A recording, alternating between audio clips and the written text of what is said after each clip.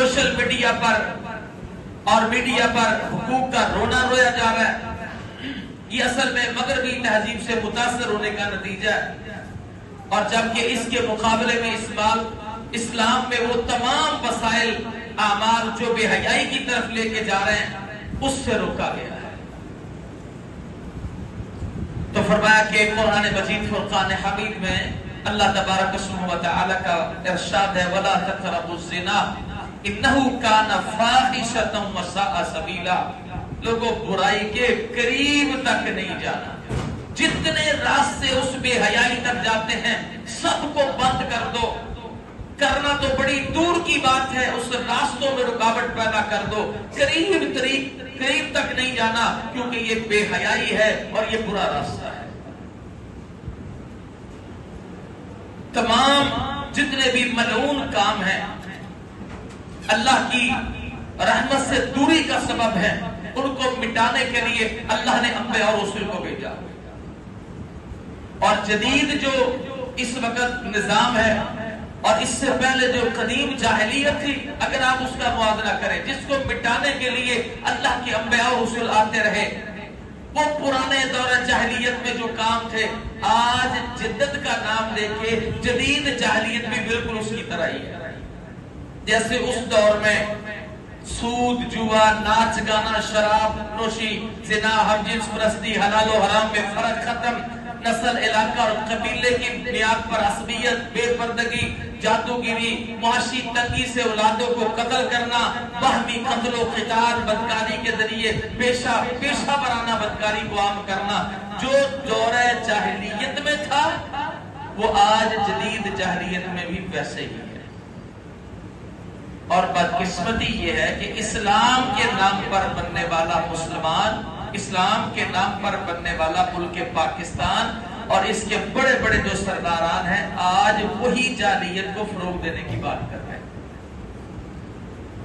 اور خطبہ جمعہ میں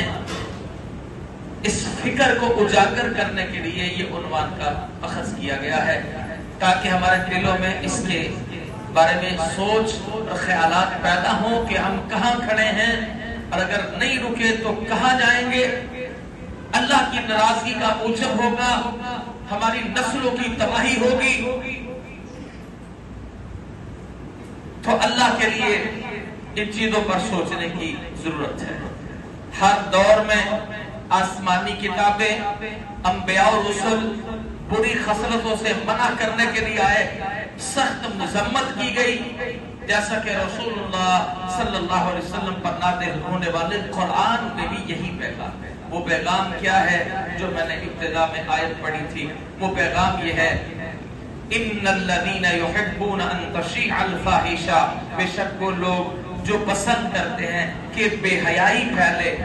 ان تشیع کہ اشاعت ہو، پھیلائی جائے، الفاحشہ بے حیائی، فی الذین آمنوا ان لوگوں میں جو ایمان لائے، ایمان والوں میں بے حیائی کو پھیلانے والے، اللہ کہتے ہیں لہم عذاب علیم، ان کے لیے دردناک عذاب ہے، پھر دنیا میں والآخرہ اور آخرت میں، واللہ یعلم، اللہ خوب جانتا ہے، وانتم لا تعلمون، تم نہیں جانتے۔ یہ اس قدر مذمت ہے کہ اگر کوئی شخص بے حیائی کو پھیلانا پسند کرتا ہے مومنوں میں تو ان کے لیے دنیا میں بھی عذاب ہے،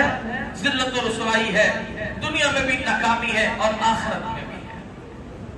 تو میرے محترم بھائیوں، یہ ناچ گانا موسیقی پروگرام یہ جاہلیت کے انداز ہے، اور میں نے کہا جدید دور میں بھی اس جاہلیت کو فروغ دینے کی بات کی جا رہی ہے۔ اس کی مثال پیش کرتا ہوں۔ قریشی سردار تھا نضر بن حارث، قرآن مجید کا دورہ تھا، لوگ قرآن کی طرف مائل ہو رہے تھے، اللہ کے نبی علیہ السلام کی دعوت کو قبول کیا جا رہا تھا،